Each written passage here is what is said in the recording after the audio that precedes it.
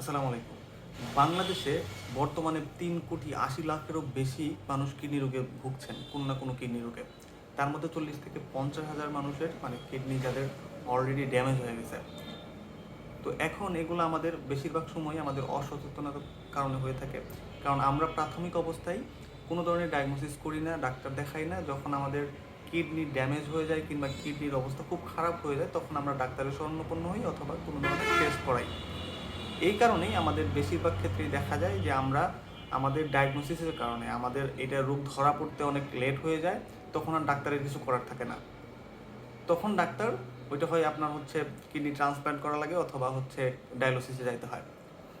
তো আমাদের সবসময় খেয়াল রাখতে হবে, যদি আমাদের মনে হয় যে আমাদের কিডনিতে কোনো সমস্যা হচ্ছে, কিডনি সমস্যা হলে যে সিমটমসগুলো আছে সেগুলো একের অধিক আমাদের মধ্যে আছে, অবশ্যই একজন ভালো ডাক্তার দেখাইতে হবে অথবা মিনিমাম আপনাকে ডায়াগনোসিস করে দেখতে হবে আপনার কিডনি ভালো আছে কিনা।